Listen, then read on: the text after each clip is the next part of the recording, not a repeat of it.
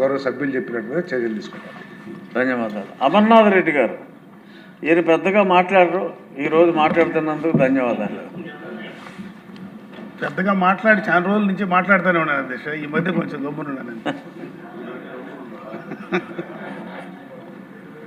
అధ్యక్ష, చిత్తూరు జిల్లాలో పడమటి ప్రాంతాలు పూర్తిగా కూడా కరువు ప్రాంతం. కీర్తిశేషులు నందమూరి తారక రామారావు గారు వేసిన బీజం, అదేవిధంగా మన ముఖ్యమంత్రి చంద్రబాబు నాయుడు గారి పట్టుదల ఆలోచనతో ఈరోజు హంద్రీనీవా జలాలు నేరుగా కుప్పం చేరాయి అధ్యక్ష. దాదాపు 6 నెలల నుంచి కూడా నీళ్లు కంటిన్యూగా పారుతూ ఉన్నాయి అధ్యక్ష. నా నియోజకవర్గంలో, పలమనేరు నియోజకవర్గంలో హంద్రీనీవా కాలువ నుంచి కూడా గ్రావిటీ పైన చెరువులకు ఇచ్చేటువంటి సందర్భంలో అక్కడ వెంటలు లేవు అధ్యక్ష. చాలా సందర్భాల్లో మంత్రి గారిని కూడా నేను కోరడం జరిగింది, ప్రభుత్వానికి కూడా చాలా సందర్భాల్లో తెలియజేయడం జరిగింది.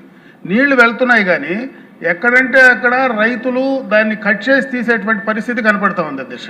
అలా కాకుండా రేపు రాబోయే సీజన్లో అయినా నేరుగా వెంటలు ఏర్పాటు చేస్తే నేరుగా చెరువులకు గ్రావిటీ పైన నీళ్లు తీసుకురావడానికి అవకాశం ఉంటుంది అధ్యక్ష. మీ ద్వారా నేను ప్రభుత్వాన్ని కోరేది, దయచేసి రేపు వచ్చే సీజన్కైనా వాటిని ఏర్పాటు చేయమని చెప్పి నేను కోరుకుంటున్నాను అధ్యక్ష.